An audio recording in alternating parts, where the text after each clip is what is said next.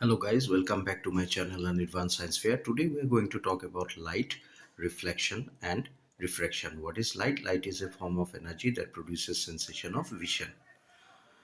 Light always travels in the form of straight lines and the straight lines are called rays. Reflection, it is the phenomenon of bouncing back of light into the same medium after striking an obstacle through which it cannot pass. Reflection takes place from surfaces such as mirror.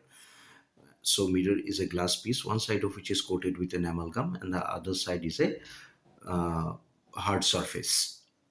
Clear? Now let us understand reflection in a much technical way. If we consider a reflecting surface, then the ray of light which comes and falls on the reflecting surface is called the incident ray, and it falls at a point which is called the point of incidence, and the ray of light going out from the point of incidence is called the reflected ray. Now, if we do a straight line perpendicular to the surface at the point of incidence, then it is called the normal, and the angle between the incident ray and the normal is called the angle of incidence, while the angle between the normal and the reflected ray is called the angle of reflection. There are two laws of reflection. The first law states that the incident ray, the normal and the reflected ray all lie in the same plane, and the second law states that the angle of incidence is equal to angle of reflection. Now let us talk about spherical mirrors, and these spherical mirrors are of two types, concave mirror and convex mirrors. So first of all, we need to understand what is a spherical mirror.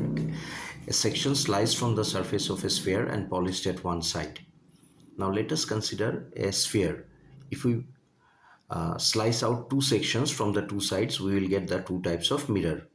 Now if the outer surface is transparent and that is the outside surface is polished, then it is called a convex mirror. So if I ask what is a convex mirror, then we can say that a spherical mirror whose outer surface is polished is called a convex mirror, while the other part is the back side. Clear? Next, if we take a slice from the other side of the sphere, then we will get a concave mirror. In case of a concave mirror, the front side is transparent, that is, the inside surface is polished and the light rays get reflected from this surface. So if I ask what is a concave mirror, then the definition is a spherical mirror whose inner surface is polished. That is a concave mirror. Fine. Now let us try and understand the different characteristics of spherical mirrors. By characteristics, I mean the different parts of a mirror. Fine. So the first is center of curvature. What is center of curvature? The center of the sphere of which the spherical mirror is a part, and it is represented by the capital letter C.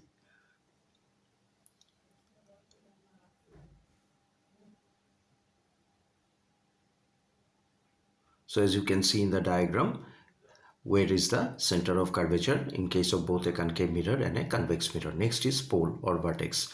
The midpoint of the spherical mirror is called pole or vertex, and it is represented by the capital letter P, both in case of a concave mirror as well as in case of a convex mirror.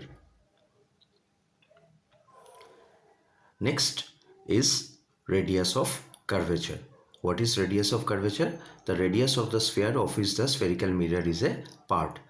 It is represented by R, or we can say it is the distance between center of curvature and pole, both in case of concave mirror and convex mirror. Fine.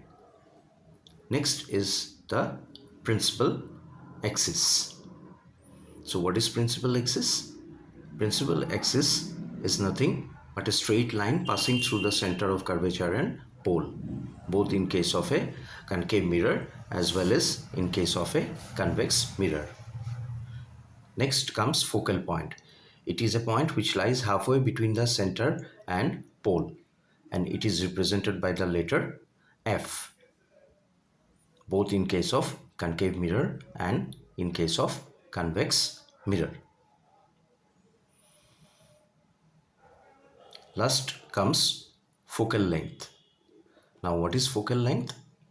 Focal length is the distance between pole and focal point, and it is represented by the small letter f, both in case of concave mirror and convex mirror, and f is equal to 1 by r, both in case of concave and convex mirror. Clear?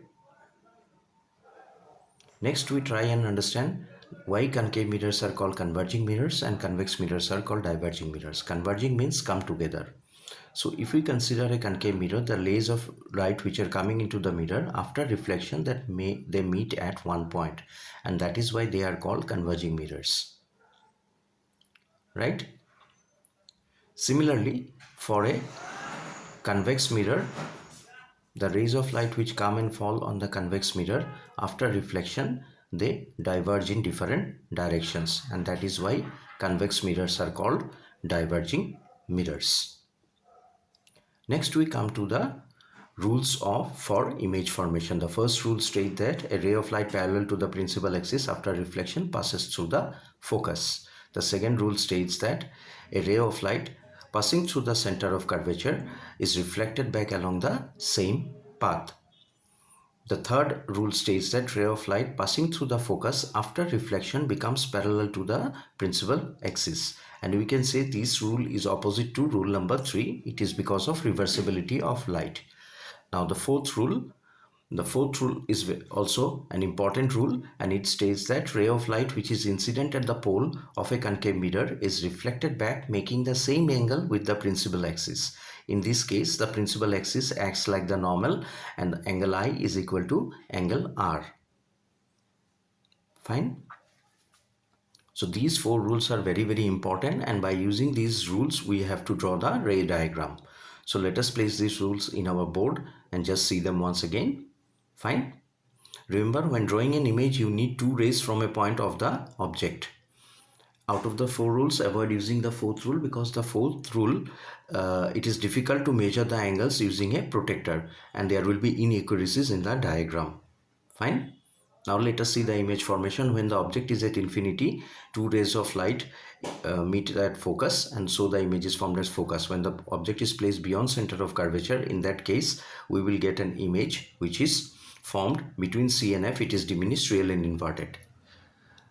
When the object is at C, in that case the image is formed at C, it is real and inverted, and it is of the same size. When the object is between C and F, then the image is formed beyond C, it is enlarged and real and inverted. When the object is at F, in that case the image is formed at infinity, it is highly enlarged and real and inverted. And when the object is between P and F, in that case, if we extend the rays of light, then we will get an image which is behind the mirror, that it is virtual and erect, it is enlarged. Then uses of concave and convex mirror. Concave mirrors are used in torches, headlights of vehicles, searchlights. Concave mirrors are also used in shaving mirrors and by dentists.